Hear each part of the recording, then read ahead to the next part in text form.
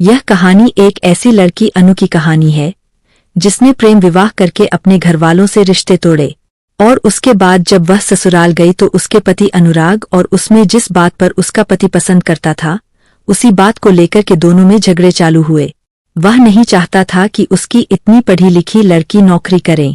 दोनों साथ पढ़े सब। दोनों का कैरियर बहुत अच्छा था, मगर अनुराग ने सोचा कि मेरी पत्नी नौकरी नहीं करनी चाहिए, दिन भर घर में रहनी चाहिए, और उसने उसकी इच्छा अपनी अनु पर थोपी। जाहिर है आज की पढ़ी लिखी लड़कियां किसी की थोपी हुई इच्छा को क्यों मानने लगी, और वह भी कैरियर ओरिएंटेड हो तो सवाल ही नहीं होता, या ईगो का सवाल भी आ जाता है। इन लोगों के साथ भी कुछ ऐसा ही हुआ और दोनों में झगड़े चालू हुए। समय ऐसे ही बीतता गया। इस बीच उनके एक बेटी ईशा भी हो गई, मगर अनु ने जब देखा कि मेरा पति अनुराग कोई भी तरह से नहीं मान रहा है और प्यार तो कहीं गायब हो गया है और खाली झगड़ा ही रह गया है, तो उसने यह रिश्ता आगे बढ़ाने की जगह यही खत्म कर देना सही समझा और दोनों ने आपसी सहमति से तलाक लेने का फैसला किया। उसने अपने पति अनुराग से बिल्कुल कोई मुआवजा नहीं मांगा, ना बेटी ईशा के खर्चे के लिए कुछ मांगा, और अनुराग ने भी उसको बोला यह मकान में तुम अपनी बेटी ईशा के साथ अच्छी तरह से रहो, मेरी तरफ से कोई प्रॉब्लम नहीं है। इस तरह से दोनों की आपसी सहमति से तलाक लेते हुए भी उनको 5 साल लगे। तलाक के बाद भी उसने उसकी बेटी ईशा को महीने में एक दिन तय करके उससे मिलने दिया। जिस दिन उसकी बेटी ईशा अपने पिता से मिलकर आती बहुत ही खुश होती, वह बहुत सारी गिफ्ट्स देते और बहुत घुमाते फिराते उसको काफी अच्छा लगता। वह आकर अपनी मम्मा से बोलती, मम्मा देखो पापा कितने अच्छे हैं, वह मेरे को घुमाने ले जाते हैं, मेरे को बहुत मजे करवाते हैं, बहुत नई नई चीजें देते हैं। ऐसे करते हुए बहुत दिन बीत गए। इस बीच उसकी मम्मा अनु को भी आटे दाल का भाव पता लग गया। सबसे पहले तो उसके पियर वालों ने उसको घर में रखने से मना कर दिया। वह तो उसको अच्छा था कि उसका पति का घर उसको मिला हुआ था, तो वह वहीं रहने लगी। जीवन निर्वाह के लिए किसी प्राइवेट कंपनी में जॉब कर ली। वहां सब लोग काफी अच्छे थे। एक दिन वहां पर नए बॉस अरुण आए तो उनसे उसका परिचय हुआ। उसने अपने बॉस को बताया कि मेरा डाइवोर्स हो गया है। बॉस अरुण भी डाइवर्सी था। उसकी शादी बहुत दुखदाई रही थी और गलत लड़की से हो गई थी और बहुत जल्दी ही उसने डाइवोर्स ले लिया था, तो वह भी जमाने का हारा हुआ इंसान था, मगर फिर भी उसमें नई जिंदगी जीने के सपने थे और वह स्वभाव का बहुत अच्छा था।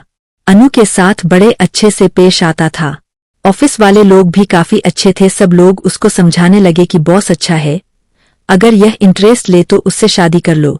उसके मन में भी शादी का बराबर ख्याल आने लगा। फिर उसका मन करता यह बेटी है, इसको संभालूं कि शादी करूं।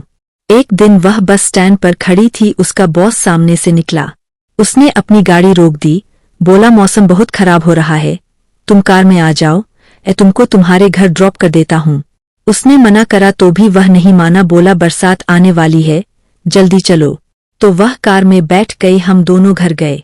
उसकी बेटी ने उन दोनों को देखा। उसकी बेटी ईशा को अच्छा नहीं लगा, उसको यह स्ट्रेंज पर्सन लगा और यह गुस्से से जाकर अपने कमरे का दरवाजा बंद करके बैठ गई। यह देख अनु मन में बहुत दुखी हुई और उसने शादी का ख्याल भी निकाल दिया।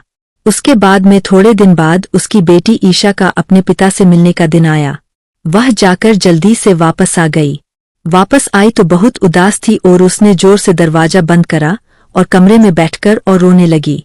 अनु ने दरवाजा खटखटाया, बहुत मनुहार करके दरवाजा खुलवाया। उससे पूछा कि क्या हुआ है। ईशा ने बताया मेरे पापा ने दूसरी शादी कर ली, एक बार भी मेरे बारे में नहीं सोचा, और जोर जोर से रोने लगी। तो अनु ने अपनी बेटी को गले से लगाया, बोला तू चिंता ना कर, अपन दोनों साथ रहेंगे, अपने को किसी की क्या जरूरत है। ऐसे ही दिन बीतते गए। उसने उसके बॉस को बोल दिया कि मैं तुमसे शादी नहीं कर सकती, हम दोनों और दोस्त ही बनकर रहेंगे। मगर वह काफी उदास, बहुत उदास रहने लगी थी। उसकी उदासी किसी से छिपी नहीं थी। ऐसे करते करते ईशा 17 साल की हो गई। एक दिन ईशा बहुत देर तक घर नहीं आई। बहुत चिंता हो गई कि क्या हुआ। 2-3 घंटे बाद में वह देखती है कि वह उसके बॉस अरुण के साथ चली आ रही है और ईशा अपनी मम्मा से बोलती है, मम्मा मैं बहुत स्वार्थी हो गई थी, मैं खाली मेरा ही देख रही थी कि मेरा क्या होगा। पर मैंने आपकी तरफ तो देखा भी नहीं, आपने जिंदगी जी ही नहीं। आप अंकल को बहुत पसंद करते हो, आप इनसे शादी कर लो आज। मैं इनसे मिलने और आपसे शादी करने को मनाने ही गई थी। आपको भी जिंदगी जीने का हक है, अपनी तरह से सब खुशियां समेटने का हक है, तो आप उनसे शादी कर लो। उसकी मम्मा ने कहा, फिर तू अकेली पड़ जाएगी, फिर तेरा क्या होगा?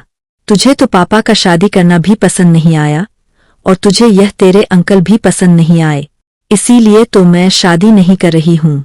तब ईशा बोली, मम्मा मैं स्वार्थी हो गई थी, मैं खाली अपने बारे में सोच रही थी, पर मैंने बहुत विचारा तो मुझे ज्ञान आया कि मेरी मम्मा को भी जीने का हक है। इसीलिए मैं अंकल के पास गई और उनसे उनको शादी के लिए राजी करा। और मैं अकेली कहाँ होंगी, मुझे तो मेरे पापा मिल जाएंगे। अब मैं अंकल को पापा ही बुलाऊंगी। और अनु बहुत खुश होती है और वह और उसके बॉस अरुण दोनों शादी कर लेते हैं।